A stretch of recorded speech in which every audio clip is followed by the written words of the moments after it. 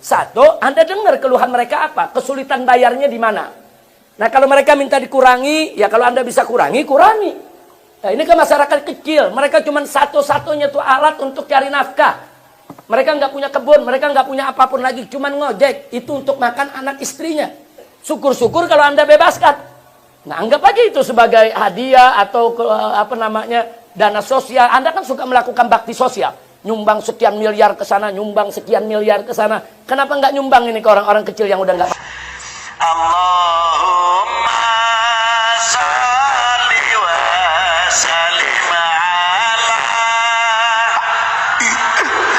sayyidina wa maulana Muhammadin. Ada kasus yang harus saya jawab hari ini ya ikhwan. Dari jamaah kita juga ini, saudara,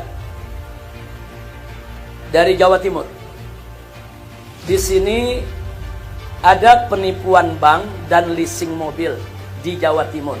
Penipuan bank dan leasing mobil di Jawa Timur dilakukan oleh beberapa orang dengan alasan ghanimah perang terhadap riba. Ghanimah perang terhadap riba. Kemudian masalahnya mengatasnamakan IBHRS untuk mengajak orang lain. Oh, ini pertanyaan bagus nih. Jawab jangan. Jawab jangan. Saudara, saya tidak mengajarkan umat untuk merampok bank, menipu bank. Saudara, enggak. Tapi kalau saya mengajak umat tenggelamkan bank-bank riba, ya. Dengan jalan bagaimana? Dengan jalan jangan nyimpan duit di bank riba. Nah, jangan kerja di bank riba. Jangan ngambil pinjaman di bank riba. Ya, itu cara yang benar, cara yang sehat, cara yang tidak melanggar undang-undang. Kira-kira jelas tidak? Tapi kemudian menipu bank riba, kemudian merampoknya, merampas, saya nggak pernah ajarkan yang sedemikian rupa. Jadi kalau ada yang ngaku-ngaku mengatas nama saya mengajarkan sedemikian rupa, itu bohong, itu fitnah, itu hoax. Kira-kira jelas tidak? Nah, kemudian mengenai leasing, ini menarik. Dulu di Jawa Barat, ini pernah ada kejadian nih, Ki Maksum ini. Di Jawa Barat, kurang lebih 10 tahun yang lalu, kalau nggak salah. 10 tahun yang lalu ya kawan. Jadi banyak tukang ojek di Jawa Barat. Nah, dulu belum ada tuh kayak sekarang, ada Grab, ada Gojek, belum ada, belum lahir tuh, belum nggak salah, dulu belum ada. Masih ojek di kampung-kampung ya, kawan. Banyak di kampung-kampung masyarakat desa jadi tukang ojek ngambil motor kredit di leasing. Nah, dia ambil motor kredit, saudara, kemudian motor itu dijadikan sebagai modal dia untuk cari nafkah. Kasih makan istrinya, kasih makan anaknya, dia ngojek sehari-hari, dia F1. Nah, dia wajib membayar. Ada yang bayarnya harian, leasingnya, ada yang bayarnya bulanan. Ada harian, ada mingguan, ada bulanan. Dia bayar tuh ke leasing. Pokoknya dipermudahlah oleh leasing, nggak pakai DP, cukup KTP dikasih ya, F1. Nah, kemudian di tengah perjalanan daripada kredit dengan leasing tersebut, banyak orang-orang desa tadi nggak mampu bayar kreditnya. Nah, nggak mampu karena belum tentu tiap hari dia dapat dapat tumpangan, saudara. Nah, kadang-kadang dia nggak mampu, sebulan nggak bisa bayar, 2 bulan nggak bisa bayar, tahu-tahu digerebek. Nah, digerebek sama apa? Debt collector. Karena ada tuh debt collector tuh. Nah, debt collector turun, rampas dia punya motornya. Kadang-kadang orangnya dipukul, kadang-kadang diserbu rumahnya, didobrak pintunya, dikeluarin itu motornya, diambil. Saudara, nah akhirnya ini dulu kejadiannya daerah Tasik dan Garut nih, dan pinggiran Ciamis. Nah, saudara, akhirnya tukang-tukang ojek ini, saudara, merasa terancam, merasa teraniaya, terzolimi, lapor ke Laskar FPI. Nah, Laskar FPI turun di Tasik, di Garut, membela rakyat. Nah, maksudnya membela di sini, jangan begitu dong cara naginya. Ini kan orang miskin. Nah, akhirnya apa? Begitu mereka dibela, ya kawan. Nah, akhirnya debt collector nggak berani ngambil. Nah, akhirnya tempat leasing pun juga nggak berani lagi. Karena semua masyarakat dijaga Laskar FPI. Pokoknya siapa yang coba-coba turun, ganggu masyarakat, ganggu tukang ojek, ya kawan, berhadapan dengan kita. Nah, dari situ kemudian muncul isunya apa? FPI melarang masyarakat melunaskan kredit. Nah, dibalik nih isunya saudara. FPI mengatakan kepada masyarakat kredit itu haram, gak usah diterusin bayarannya, ambil aja pampasan perang. Ini dikembangkan saudara sebagai fitnah. Entah siapa yang menyebarluaskan itu saudara. Nah, sampai-sampai akhirnya PT Astra yang di Jakarta pusatnya minta bantuan MUI, ya, MUI pusat. Nah, kemudian dikirimlah oleh MUI pusat beberapa anggota DSN. DSN itu Dewan Syariat Nasional. Dikirimlah beberapa kiai, doktor, mendampingi PT Astra datang ke rumah saya. Di ruang rumah saya sana ya ikhwan. Mereka datang, mereka tabayun, mau melakukan konfirmasi, apa betul FPI punya sikap semacam itu. Nah mereka cerita, Habib, ini kami banyak melisingkan di Jawa Barat, bukan di Tasik saja, di Jawa Barat. Nah sekarang rame-rame mereka ngambil motor, sekarang nggak ada yang mau bayar Habib. Nah, kenapa mereka nggak mau bayar? Ya, karena mereka bilang leasing ini kan haram. Jadi mereka ambil itu motor, begitu dapat nggak mau bayar, mereka bilang itu pampasan perang. Terus katanya fatwa dari Habib Rizik. Begini kejadiannya, saudara. Nah, jadi saya sampaikan kepada mereka, saya sudah cek kejadian tersebut, saya sudah tanya ke FPI Ciamis, FPI Tasik, FPI Garut, FPI Jawa Barat, duduk perkaranya. Saya ceritakan yang tadi, duduk perkara. Jadi duduk perkaranya ini bukan soal mereka nggak mau bayar ini dijadikan sebagai pampasan perang. Bukan. Anda ini pihak Astra terlalu kasar memperlakukan rakyat kecil. Mereka bukan nggak mau bayar. Mau bayar. Tapi mereka minta ditambah kasih waktu. Yang tadinya kreditnya mungkin kegedean, mereka minta diturunin. Jadi bukan mereka nggak mau bayar. Adapun FPI turun tangan, bukan melindungi mereka supaya tidak bayar, bukan. Melindungi mereka dari debt collector yang Anda kirim. Dan Anda itu mengirim debt collector, maaf, dari suku lain. Ini orang Sunda marah. Nah, saya nggak perlu sebut sukunya. Dari suku lain, saudara, preman-preman dikumpulkan untuk merampas motor para tukang ojek tadi. Ini bisa perang antar suku, ini bahaya. Jadi cara Anda menangani masalah nggak betul, begitu caranya. Jadi FPI ini nggak pernah mengeluarkan fatwa itu pampasan perang. Nah, jadi kita sampaikan. Akhirnya dari MUI juga jelas. Makanya saya bersyukur mereka tuh tabayun dulu, tanya dulu, saudara. Nggak langsung percaya. Ini kan pertanyaannya sama nih di Jawa Timur sekarang nih. Tuduhannya begitu. Nah, jadi saya jelaskan kepada mereka. Ada solusi. Mereka tanya, Habib bagaimana solusinya supaya mereka tetap mau bayar? Ya ada solusinya. Satu, Anda dengar keluhan mereka apa? Kesulitan bayarnya di mana? Nah, kalau mereka minta dikurangi, ya kalau Anda bisa kurangi. Nah, ini kan masyarakat kecil. Mereka cuma satu-satunya tuh alat untuk cari nafkah. Mereka nggak punya kebun, mereka nggak punya apapun lagi. Cuma ngojek. Itu untuk makan anak istrinya. Syukur-syukur kalau Anda bebaskan.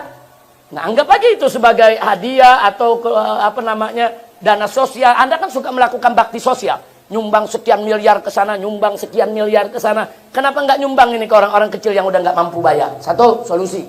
Atau dua, kalau Anda nggak mau sumbang, kurangi dia punya iurannya. Tambah dia punya waktunya. Supaya mereka ringan untuk bayarnya. Itu yang kedua. Dan kemudian yang ketiga, kita kasih solusi juga. Yang ketiga, Anda buat leasing syariat. Sebab leasing yang Anda tebar ke tengah-tengah masyarakat, ini leasing haram, leasing riba. Nah, kebetulan di situ ada MUI, ada DSN. Anda buat dong formatnya. Bagaimana membuat leasing syariat? Tawarkan itu kepada perusahaan-perusahaan leasing supaya ada leasing syariat yang disebar ke masyarakat, yang halal, yang thayyib. Dan akhirnya mereka terima, ya kawan. Jadi dari Astra ini akhirnya terima solusi-solusi yang tadi. Ada sebagian yang dibebaskan, ada sebagian yang dikurangi bayarannya, dan kemudian mereka membuka leasing syariat di bawah pengawasan MUI dengan Dewan Syariat.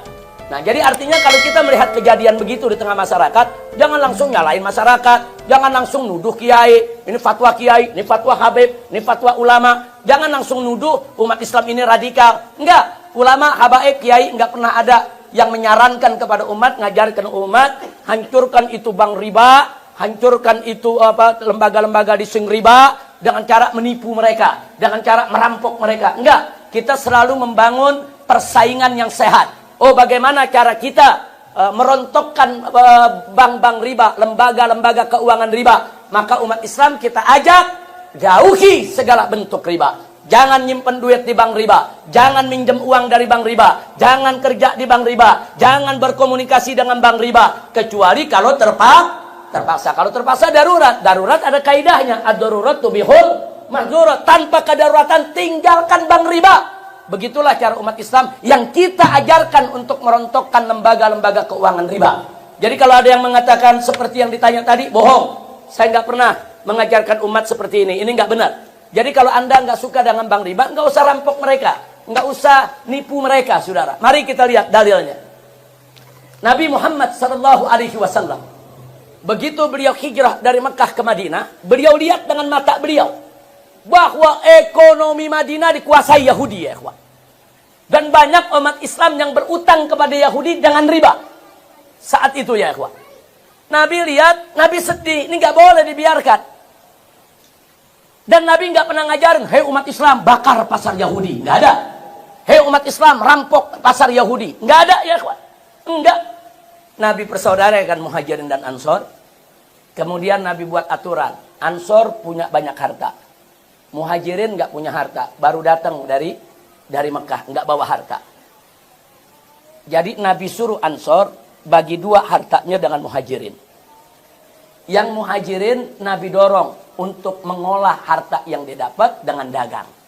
Saudara, itu satu. Kedua, saudara, Nabi menyampaikan kepada umat Islam, saudara, pahala sorga rahmat Allah yang luar biasa.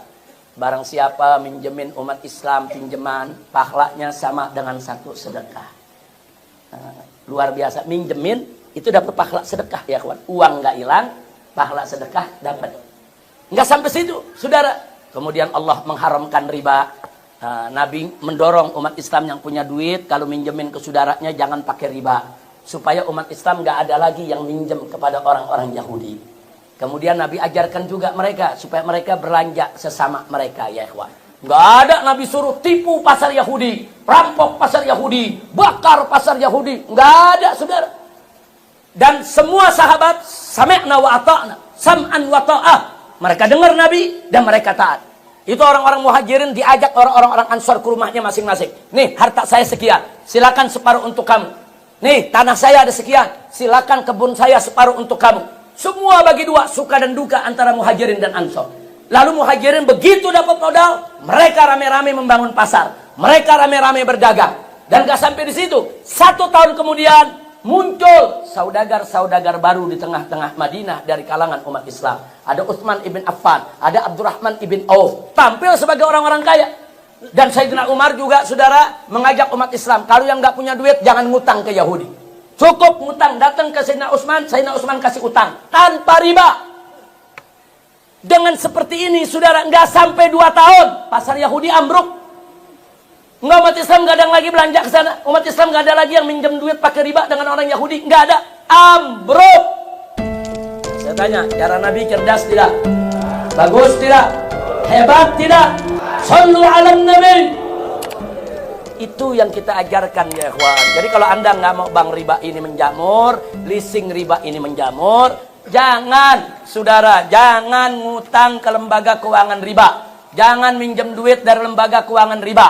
Jangan kredit barang apapun dari lembaga keuangan riba. Jangan simpen duit ke lembaga keuangan riba, saudara. Silakan masukkan ke lembaga keuangan syariat, lembaga keuangan yang tanpa riba. Masukkan ke lembaga-lembaga keuangan yang halalan thayyiban. Kira-kira jelas tidak?